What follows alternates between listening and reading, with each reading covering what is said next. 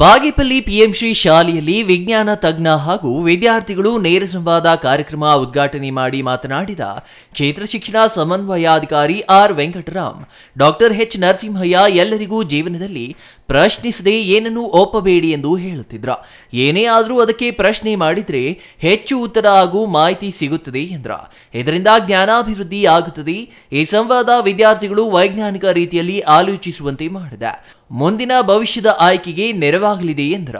ರಾಷ್ಟ್ರ ಪ್ರಶಸ್ತಿ ವಿಜೇತ ಹಾಗೂ ಹಂಪಸಂದ್ರ ಸರ್ಕಾರಿ ಪ್ರೌಢಶಾಲೆಯ ಶಿಕ್ಷಕ ಹರೀಶ್ ರಾಜ್ ಅರಸ್ ವಿದ್ಯಾರ್ಥಿಗಳ ನೇರ ಸಂವಾದದಲ್ಲಿ ಪಾಲ್ಗೊಂಡು ಸರಳ ಪ್ರಯೋಗದ ಮೂಲಕ ಮಕ್ಕಳಲ್ಲಿ ಜಾಗೃತಿ ಮೂಡಿಸಿದ್ರ. ನಮಗಾಗುವಂತಹ ಅನುಕೂಲಗಳು ಏನು ವೈಜ್ಞಾನಿಕ ಮನೋಭಾವನೆ ಅಂತಂದ್ರೆ, ಮುಖ್ಯವಾಗಿ ವೈಜ್ಞಾನಿಕ ಮನೋಭಾವನೆಗೆ ವಿಚಾರಕ್ಕೆ ಬಂದ ಸಂದರ್ಭದಲ್ಲಿ ನಮ್ಮ ಈ ಒಂದು ಬಾಗೇಪಲ್ಲಿ ತಾಲೂಕಿಗೆ ಒಂದು ದೊಡ್ಡ ಕೊಡುಗೆ ನೀಡಿದಂತಹ ಡಾಕ್ಟರ್ ಎಚ್ ನರಸಿಂಹಯ್ಯ ಅವರನ್ನ ಈಗ ನೆನೆಸ್ಕೊಳ್ಳೇಬೇಕು. ನಾವು ಬಾಗೇಪಲ್ಲಿ ಸಮೃದ್ಧವಾದಂತಹ ಒಬ್ಬ ಪದವೀಧರರನ್ನ, ಜ್ಞಾನವಂತರನ್ನ, ವಿದ್ಯಾವಂತರನ್ನ ಮಾಡಿದ್ದಾರೆ ಅಂತಂದ್ರೆ ಅದು ನ್ಯಾಷನಲ್ ಕಾಲೇಜಿಂದ ಮಾತ್ರ.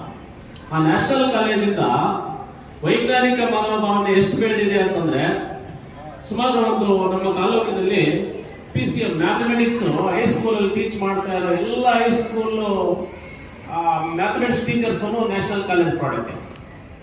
ಅದು ಒಂದು ಇಲ್ಲೇ ನ್ಯಾಷನಲ್ ಕಾಲೇಜಲ್ಲಿ ಓದಿರೋರೆ, ಅದರಲ್ಲಿ ನಾನೊಬ್ಬ ಮತ್ತು ನಮ್ಮ ಆದರಣ ನೀವು ಹೌದಾ.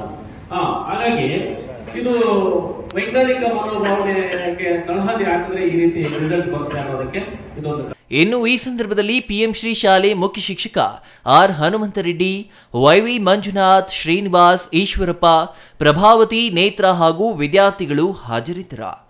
Subbu, CTV news, Bagepalli.